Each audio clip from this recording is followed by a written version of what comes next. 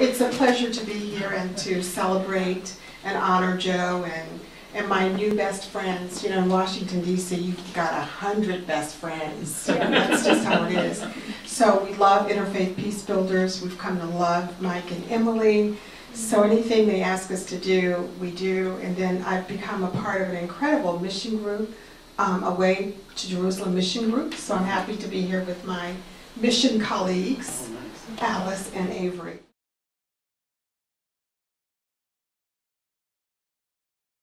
So I just want to express my sincere gratitude, because we know that it was because of many of your efforts that we were able to go. And I don't take that lightly. I think it's a real tribute to your commitment and dedication to wanting to see things differently and to wanting to see peace and security in the Middle East. So having said that, let me stay with my remarks. The Forgiveness Guru, this is my book, The 5 Steps to Forgiveness, so that's what Emily is referencing. But anyway. Martin Luther King said, "If we are to have peace on earth, our loyalties must become ecumenical," I say universal, rather than sectional. Our loyalties must transcend our race, our tribe, our class, and I say religion, and our nation. And this means we must develop a world perspective. As a member of the African Heritage Delegation, our trip to Israel and Palestine indeed began for some and continued for me the hard and transformative work of developing a more universal world perspective. While I like to think that I had somewhat of a developed sense of the world before I began my journey to the Middle East, you know, we all think we got something going on, you know, a little bit of something. I thought I had a set of beliefs and ideas that I held as my truth, that I grew up with as a born-again Christian, that my parents instilled. I'm very pleased that I come from a two-family parent home. And so those were important values that sort of guided my life. However, I uncovered a deeper and richer world perspective around the issues of the Holy Land, the Jewish people, the Palestinians, the theology and the theology of the land, and certainly the occupation. What happens when your world perspective collides with a new set of facts, a new set of ideas, and a new set of beliefs? In fact, a new world perspective. Everything you believed or was taught or read or, you know, just knew as just kind of the way the world is, suddenly is in question. In my case, my very foundation was shaken. I was stunned.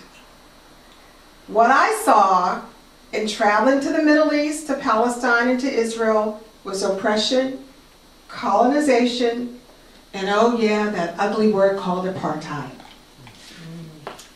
I witnessed the ongoing maintenance of the 63-year occupation. I witnessed the shrinking of the Palestinian country. I witnessed a systematic attempt to exterminate or ethnic cleanse the Palestinian people. Who can forget the wall? It's not security driven.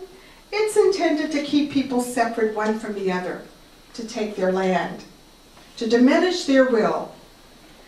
I saw the lack of meaningful employment and education opportunities, dwindling access to resources.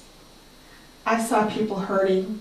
I saw little children concerned about their future. I saw little boys who had to take on the persona of grown men. What a tragedy.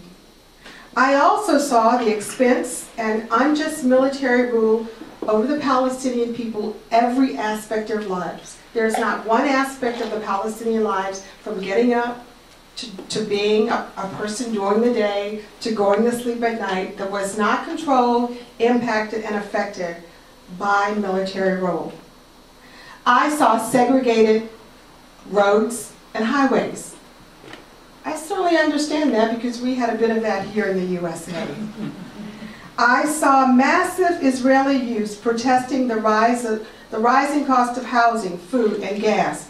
And there was a glimmer of hope that maybe these young Israelis would begin to spark something deeper inside of them that said, not in our name, not in our name. But that's a hope we still have. We will hold that hope. I also saw the ongoing oppression of Jews of color and Palestinian citizens of Israel. I didn't know there were Jews of color. How ignorant of me. I thought all Jews were all Jews. You know? Well, I've come to understand that there's a whole class in color of Jewish people who come from North Africa and parts of the Arab nation states that are darker in hue and therefore are treated differently, have different access to medical services, different access to employment opportunities, and quite frankly, we met one of them, the founder of the Black Panther Party, who modeled the party after our own Black Panthers here in the U.S. Wow. He is 75 years old. Wow. And this man is phenomenal. And he told us the story of how his people were human shields that stood between the Syrian, the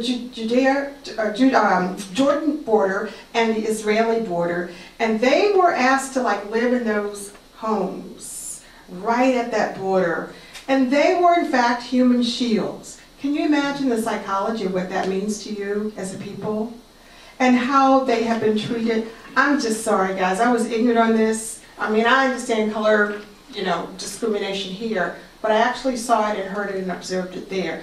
The Jewish state does not tell us that. That's not a part of the propaganda that we hear.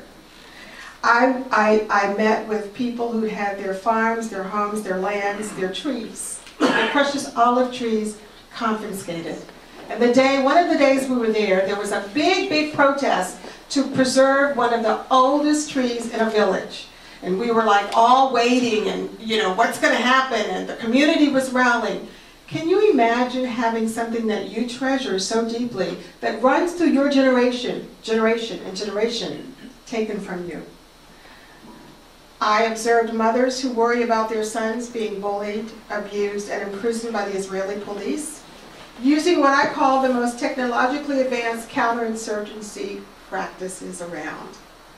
And yet I saw Jewish and Palestinians peace activists working together, crying together, wailing together, and hoping for peace.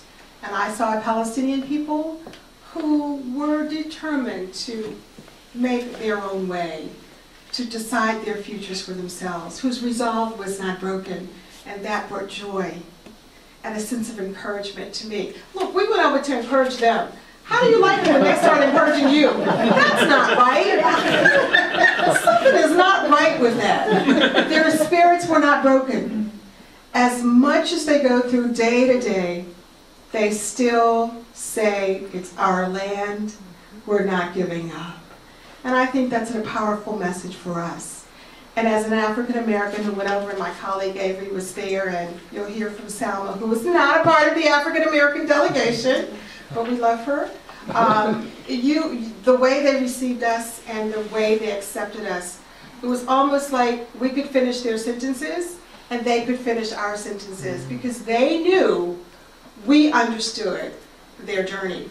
A little secret for you all: if we could get the Black Americans and the Black church in the United States speaking up and on board with this issue, I'm telling you, the regime must fall. The regime must fall.